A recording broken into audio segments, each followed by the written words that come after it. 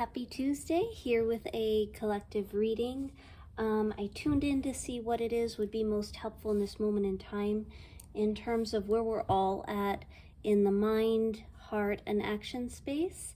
And I'm working with the Light Seers Tarot as well as a numerology deck, and we'll follow up with an angel chatter card. So for the mind space, for the collective, we have the Page of Pentacles. And so this is a card about new beginnings, it's about bringing things into the physical, starting something brand new. It's okay to feel like a page every now and then. It's okay to feel like you don't know exactly how to do everything 100%, but to still do it anyway, to still go for it and bring that dream into the reality, whatever that may be. And then it is clarified by the Queen of Pentacles, which I love this card.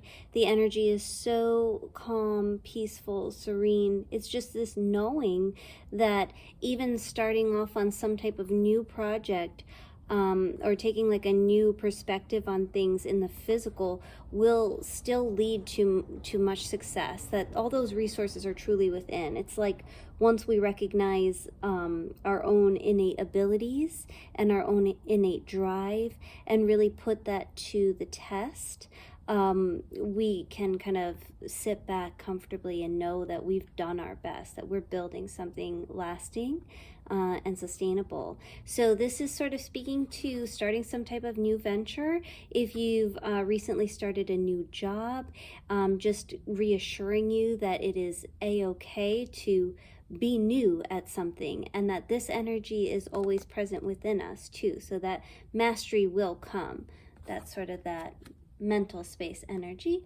So, and then into our heart spaces, we have Five of Swords, which, you know, it looks like a card of conflict, competition, multiple opinions.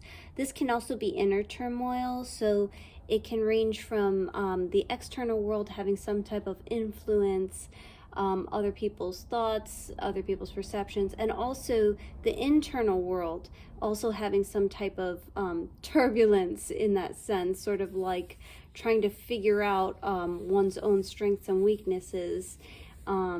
Yeah, so it's a good reminder to not be in competition with others, to be in competition with yourself, but also to be gentle with yourself through that process, because this is clarified by the Four of Swords, which is a card of rest.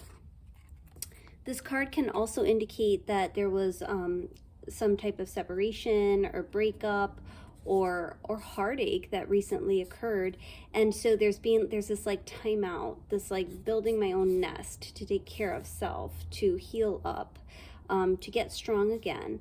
So it does make sense in a way that after this type of energy, that this restful energy may be warranted and helpful and healing. So in the heart space is not a particular any particular action being necessary at this time other than to heal and balance. Okay, and then for our action space as a collective, we have the High Priestess again. This showed up a couple weeks ago, and she's back, kind of indicating to really tune into intuition. The High Priestess has no ceiling above her. She has endless possibilities. And sometimes when this shows up in a reading, it's almost like saying, we're not going to tell you the specific action because you know innately what that specific action is. And so it's time to follow that internal guidance that feels so right, even if it feels a little bit like a rocky path, or like an unpaved path, or like the road less taken. But if it feels very right to you and it feels intuitively like you're being guided, you're just being asked to tune into that a little bit more. We all are right now. Clarified by the Eight of Cups, which is walking away from something. So the action is still occurring. It's still a fresh feeling. It's still this moment in time where, whether it's a person, an experience, a job, a previous perception, there's this walking away from it. It hurts. It does still sting. The Eight of Cups, it's not a super comfortable card. It's a card of working through some difficult emotions and having the strength to choose choose something better for yourself in that. So sometimes leaving a certain situation, or cutting a cord with a particular energy, or choosing to move on for self, really can be a helpful action overall. So take what resonates on that. And then I clarified these all with the numerology cards. So our mental space again was really about the physical, what we're bringing into reality, our finances, our homes, our jobs, our businesses, our what we have around us, what we're building in terms of a legacy. And it's clarified by new beginnings. 1, which makes a lot of sense with the Page of Pentacles, because it feels a lot like, okay, like time to reassess and readjust, and where's this new step? Where's this next step going to lead? And even just having faith in self, that it is possible to begin anew, to start something fresh, to start from scratch, and that there's a certain excitement to that as well. And then in our heart space, which was the 5 of Wands and 4 of Swords, it's clarified by the Adventure card, which is also 55. So we have a bunch of 5s here. And Adventure and the Change card remind me of one another. This is sort of like, ooh, buckle up. It's okay. In the heart space, it's okay to allow for yourself to be on that journey. Changes may occur in terms of heart-based perception. Maybe interpersonal relationships are shifting in a way where the heart is perceiving things in another way. Maybe your heart is speaking to you in terms of like how much you'd like to share of yourself and who you would like to be open up to, and that sort of thing. And so to once this healing time has happened, to embrace the adventure of it. So we've got new beginnings, we've got adventure, we've got this type of energy that's like, this is uncharted territory for many, and that's okay. And it's okay to not know all the answers. It's okay to kind of buckle up, be safe, and enjoy the ride as much as you can. And then for our action space, which was the High Priestess with the 8 of Cups, we have Synchronicity clarifying it. So it's kind of interesting because even the High Priestess card is sort of esoteric. It's got a lot of symbols. And so it makes sense to me that synchronicity would show up in terms of actions. It's like there's a little bit of both. Like you take action, you take inspired action, and also look for the signs from the universe. Look for the signs from your team showing up to kind of let you know when you're on the right track, or when you're just about to have some type of breakthrough. A lot of times those signs will come on in whatever way they show up for you. I pulled a card from the Angel Chatter Archangel Oracle deck, and Archangel Haniel, and that's her sigil. That's who showed up. And the message here is physical body.